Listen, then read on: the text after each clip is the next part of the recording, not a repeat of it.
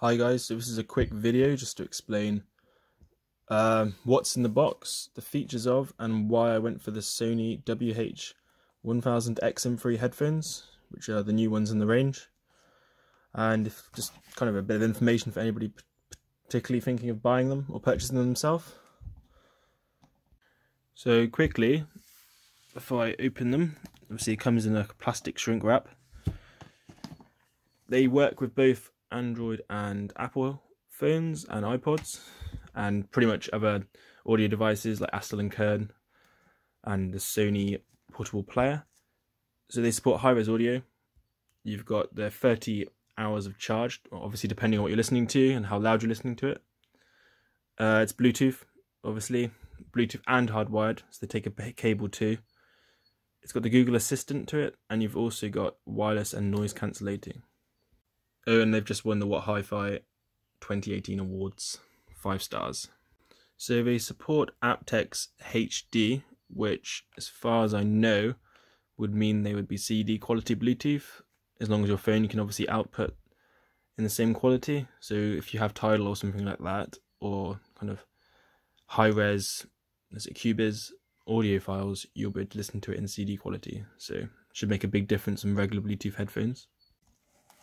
Quickly remove the plastic shrink wrap.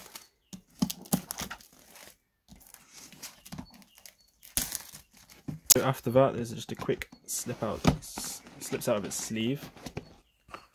It comes out like that.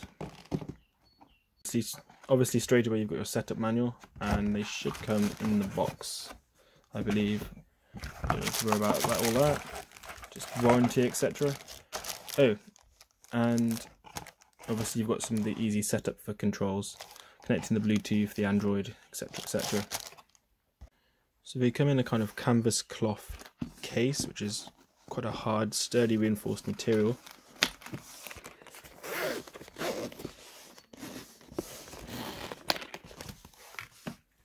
And there we go, all the pieces. You've got the headphones obviously, with some support around them. Take that out,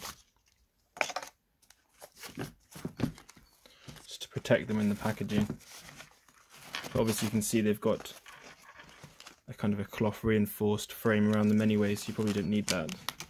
So to start off, you have your 2 cables, one for Bluetooth, one for obviously your hardwiring to it.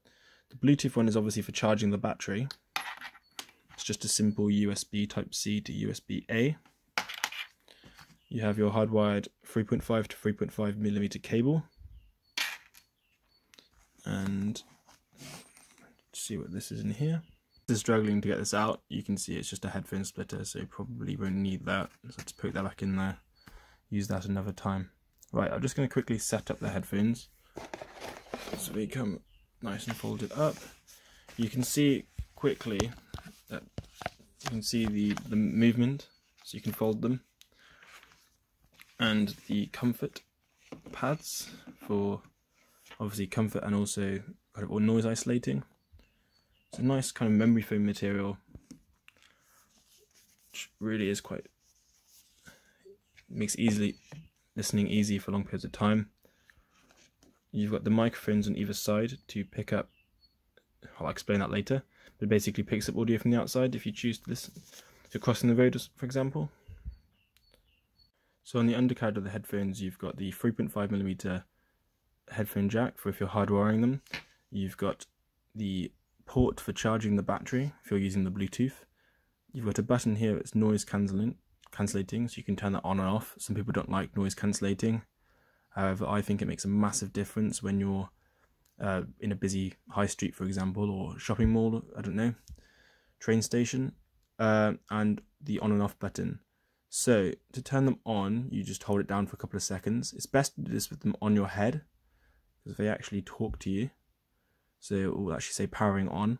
And if you keep holding them down, it will say Bluetooth connecting.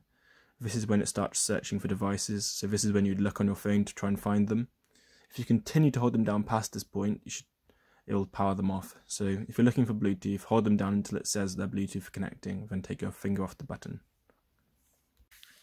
So some pretty cool features. You can change the ambient button through the for your phone app to a Google Assistant. So when you get a notification, you can change it to for Google Assistant to actually read the notification off your phone, which is pretty cool. One thing that staggers me is just the absolute comfort of the headphones.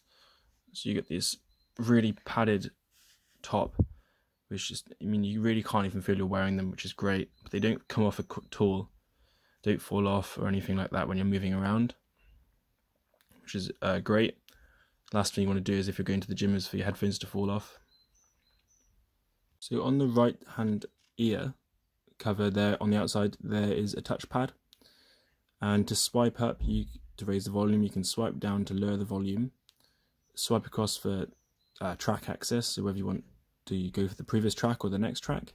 You can tap it to pause or answer calls, and if you hold it down it will actually microphone everything from the outside through the headphones. So this is really useful if you're crossing the road, for example. It picks up any noise or traffic, or if somebody comes over to talk to you and bother you, you could they can come in. It just dims down the music and it amplifies their voice through the headphones, sorry, which make it obviously really useful for walking about and if you're in public. So the first thing I'd recommend doing once you unbox the headphones is downloading the Sony Headphones Connect app. This allows you to optimize the sound quality, so you can actually adjust the bass and the treble and the equalizer. It also can sense whether you're moving and stuff, so it'll optimize the noise cancelling for the surrounding area. So if it's a really noisy area, it'll actually boost the noise cancellating up, so you won't get it coming through the headphones. And it can also track the kind of music you like listening to, and so you can adapt that as well. So the Sony app's really cool. To be honest, all in all, I think the headphones are actually brilliant. I did choose them because I've listened to a lot of Bluetooth headphones, and I think they're actually the best sounding ones I've ever heard. The comfort's brilliant, and they come with a 1-year warranty as well, which is great. So it means it's covered, especially headphones, obviously you get knocked around quite a bit. After listening to them on Bluetooth and hardwire, I think there's not a huge amount of difference between the quality. The quality's brilliant for both. I'm really impressed with them. They can be quite bassy, which, to be honest, I don't think it's bad for headphones because they're quite portable, but you don't lose any of the quality and the kind of the depth to the music. I think they're the best noise cancelling headphones I've ever heard, and also the best kind of out and about portable headphones for Bluetooth and cabling, and I would really recommend them. I wouldn't, to be honest, I don't think there's even any close contenders.